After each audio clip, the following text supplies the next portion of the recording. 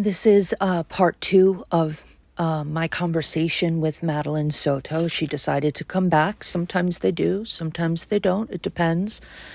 But in my last reading, Madeline didn't really talk about the night in question.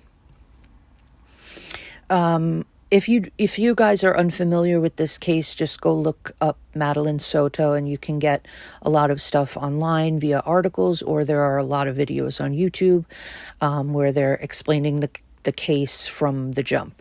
Okay, so then you can come back and you can familiarize yourself with what Madeline is conveying about her life and the experiences that she endured and all of that. So Maddie is here.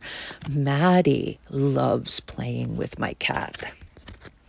Her and Summer Wells love. Oh, and Sebastian Rogers as well. They've come to me at different times, and every single time Pippi gets like this energy that she doesn't normally have, and I'm like, oh, you're playing with her. It's so cute. So hopefully I'll have readings in the future if they decide to come back. I know that Summer has been with me recently, so there might be a Summer Wells video coming up. So Maddie is really wanting to talk about her mother in this, because she says that there are a lot of things that people don't know about, and that she wants to give those people who don't have like a full idea of her mother's involvement, she wants to give that to us. So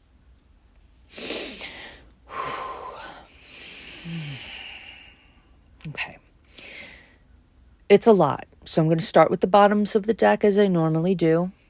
Okay, I told her already, she's speaking to me in my third eye. We have claircognizance. So you might hear me stop and say she's saying da da da da da, because sometimes I'm hearing her, and then other times I'm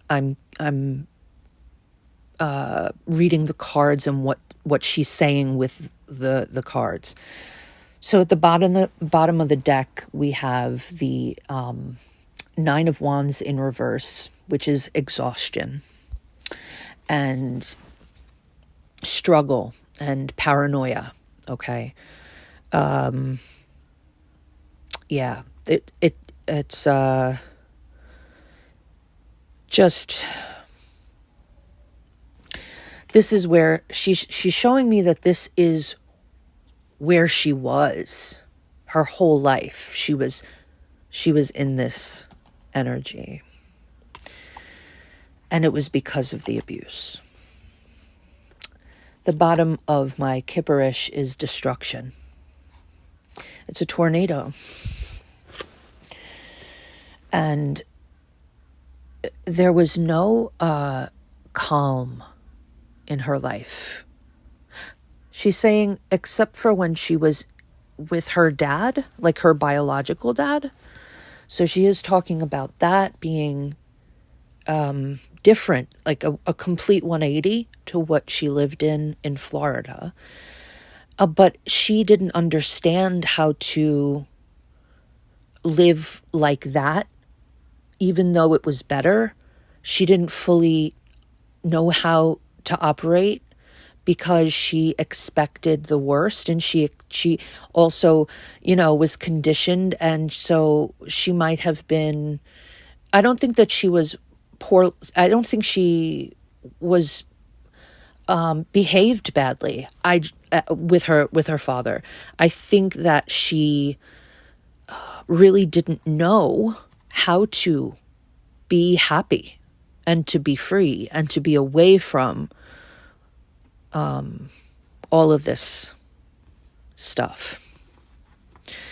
Everything that was hurting her.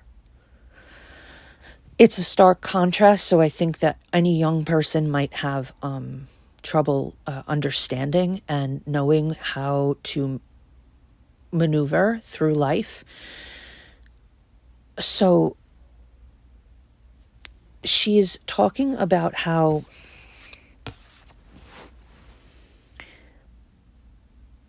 there was,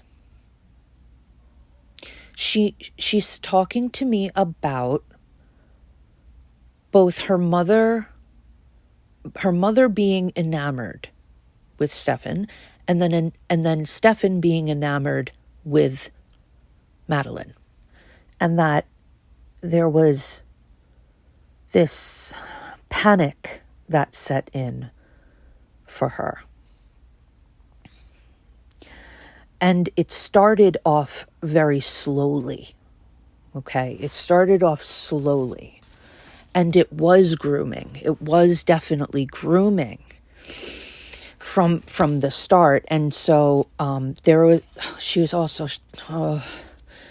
saying that she felt guilty because it didn't always feel bad. Sometimes it felt good. And that is a lot. That's something that anyone who's experienced SA, that happens, okay? And then you sort of go, like, it can't be bad because it feels good. And so there was a little bit of that, probably a lot of that going on within Madeline, okay? And these are what these sickos do, all right? And yeah. She was in despair. She did not get any support from her mother. None. Her mother saw her as a rival. Her mother saw her as, a rival female, vying for the attention of Stefan Stearns. So she is showing me a card where she's on the street and she's hitchhiking because she wants to run away. This is something that we already know from that one text she sent to a friend or something, saying she was going to run away into the woods. She's confirming that. Like, that wasn't just the only time. It was a lot. And I think she even attempted it at one point.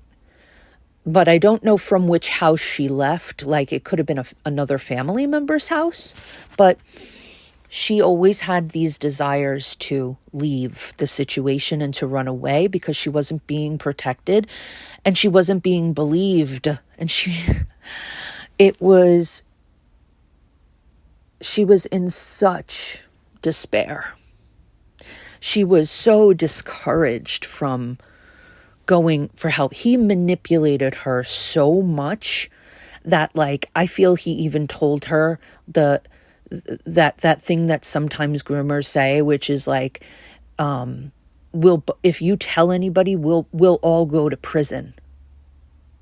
Like, you, me, your mom, we'll all go to prison. So there's some of that there.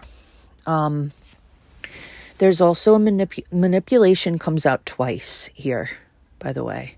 When I see repeated themes, it means that this is an emphasis that needs to be discussed because it is most important about the manipulation. Okay. Her mother being in competition with her, it was her mother's doing and her mother's creation, and it created a certain dynamic that occurred with the three of them. And so there was this triangulation of sorts going on. Really, really sick. She could not keep focus to save her life. I think she's saying that she really didn't suffer from ADHD or something. I guess there was talk that she had some kind of, she was neurodivergent in some way. But it was because of the abuse. Her mother's the one with mental illness, she's saying. Madeline was just somebody who was enduring torture. So she could not focus on her being a kid. She wasn't allowed to be a kid. She was never a kid. There were never environments where she could fully feel like a kid. She might have acted that way, she's saying, but it was all, it wasn't that she was trying it on, but nothing could really take away that survivor mode that she was in. She was always standing in that survivor mode. So her chakras were all out of whack. She had nobody to really help her. She was storing so much in her chakras that was unhealthy, and just wounds after wounds after wounds. And she was just constantly being manipulated by both her mother and him. So there was a routine. There were lots of routines. The routines started pretty early on, and they never really wavered too much, okay? And this is where she's getting to with this. I understand where she's going with this now, okay? This is where I'm getting a bigger picture now. So he was a creature of habit, and so there was a certain way that these SA experiences took place, okay? And he was like in charge of all of it, and it had to be this way, right? And so what she's showing me on the night of is that she fought back, okay? I'm seeing her literally fighting back. I see her saying no, firm no, no. She was sort of in, you could call it like being a rebellious middle school teenager at 13 years old. No, it was her finding her voice and standing up for herself, finally knowing that this cannot happen anymore. I do not want you violating me anymore. And that unfortunately broke not unfortunately, what it did was it caused him to snap, because he's a creature of habit and routine, and he wasn't going to have any of that. Okay, so he lashed out. He lashed out at her. Yeah.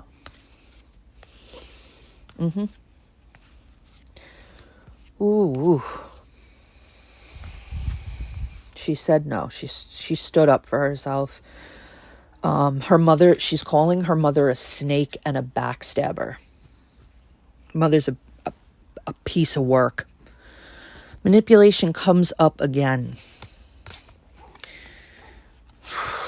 But before that, we have all of this taking place in the house, by the way. I don't think that he ever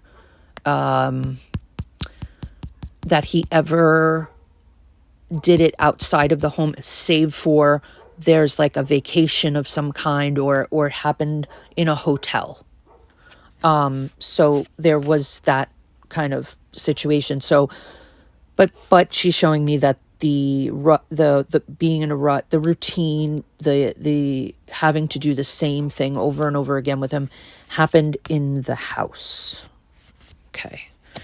So there was really no changing either. It's very typical of somebody like him to even the place where he does it has to be the same. This makes it easy. This makes it very easy, okay, for investigators. I think this is they got to follow that. They got to follow, if they probably know about it already, but they got to follow that. Okay. So he was in and out of her life. He was in and out of her life, and she didn't know when he was going to come back. She didn't know what to expect. This adds to that like inability that she had to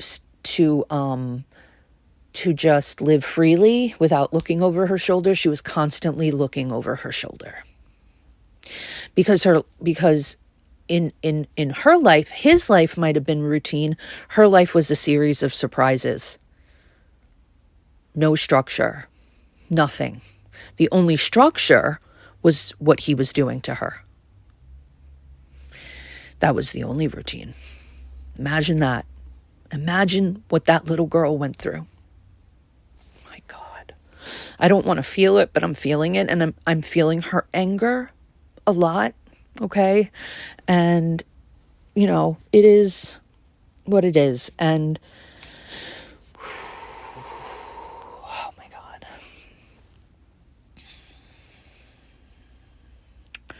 So, I don't really know exactly what she's pointing at here. But we have the Ten of Pentacles in reverse, which is insecurity and lack of inheritance and like, financial loss and depletion. And it comes out with the legal card. So justice is here.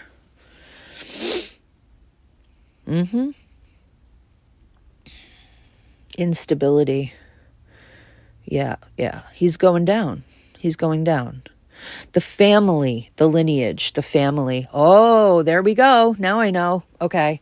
So, it might happen this way. Whoever is going to be testifying in this upcoming trial that is in her family, her grandfather, her aunt, her grandmother, and anybody else that's on her mother's side of the family, there's going to be a picture. There's going to be things that come out that kind of paint a picture of abuse and instability on her mother's side of the family. It's all happening in the courtroom where you're going to see it. You're going to hear about it. Even if it isn't direct, you're going to be able to paint a picture and piece it together that this was something that was passed down from generation to generation, like she told me in the last reading. So we have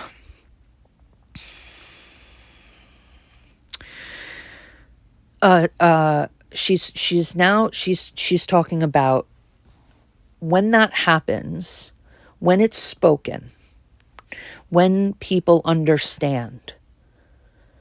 I want you to know that that's where I'm going to start my recovery. She's waiting until the trial is over. Okay, because she's waiting for justice, because justice is going to heal her. But she's waiting for the people that were in her life to tell the truth. She wants that in order to heal.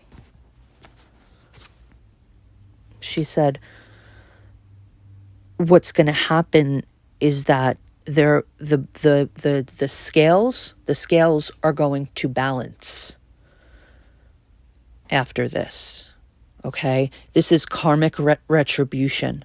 Her mother is also, she's saying that she made a deal with the police, and it's very unfortunate that this happened, but that doesn't mean, she's really trying to tell me that there is a possibility of her mother going away for something related to this. So maybe it was a deal to not be charged for two things, but she then gets charged with one. I don't know. But she knew, okay, she knew that he killed her. All right. She knew. Her mother knew. And her mother knew where he took her. And she's saying to everybody, go back and listen to the words that my mother says when she's being interrogated by the police, and go back and listen to what she's not saying. And then you'll be able to understand her involvement and how deep it was. Also, this is really messed up, but she's showing me that her mother wanted Stefan to dismember her.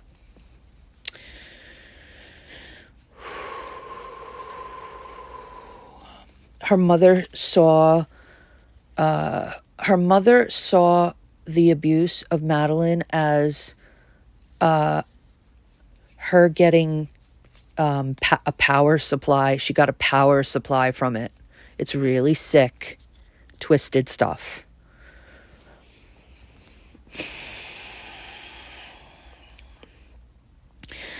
And so when she's talking to me, Madeline's talking to me about the trial and her getting her justice, then she can start her recovery on the other side. She's then talking about forgiveness. This little girl is willing to forgive. I think she might be the strongest energy I've ever met. To be able to forgive people who have destroyed you.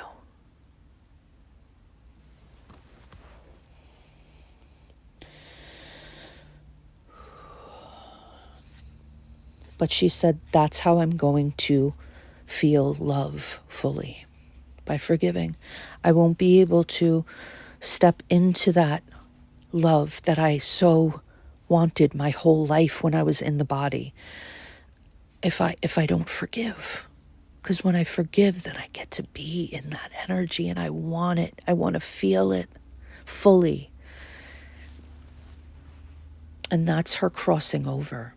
That's a crossing over. She's not stuck here by any means. She's just waiting for her trials. That's it. And she's saying, I'm not coming back to Earth for a while. I will not be reincarnating again here for a while. But she understands the impact that she made. And she said, I was always meant to be a celebrity. She's so cute. I was always meant to be a celebrity. So she's happy about that. She's happy because she's bringing light to situations that want to remain in the dark. She is teaching people. She is the example of what her case is going to be studied for a long time. So she knows how purposeful her life was, even though it was cut short. She came here with a mission. What a beautiful energy. So she talks about her mother continuing to be jealous of her. That I find to be incredibly sick. Like your daughter was essayed by your boyfriend and you knew about it, and sometimes you even were there, okay? And then he killed her. So now, what do you have to be jealous of? So this is her mentality. Her mother, Jen Soto's mentality is all sorts of messed up. Being in competition with your child is insane to me. And I know that there are some people out there that have severe mommy issues because their mothers did that to them. They can be very dangerous people, actually. If they don't get help with that, they can be very dangerous.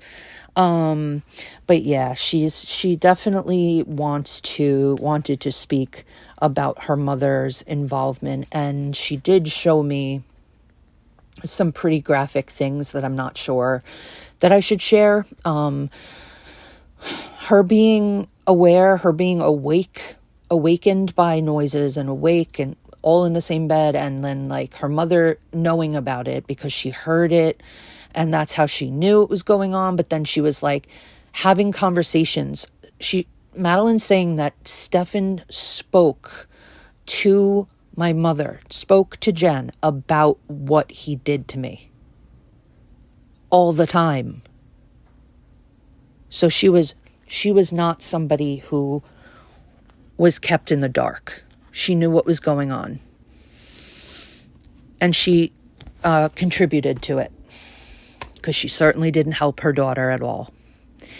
So this has been my reading for and with Madeline Soto. We say a prayer for her, that she gets the justice that she deserves. And thank you, Madeline, for being here. If you want to come back and speak to me or play with Pip, you are more than welcome. And I send you on your way, my love.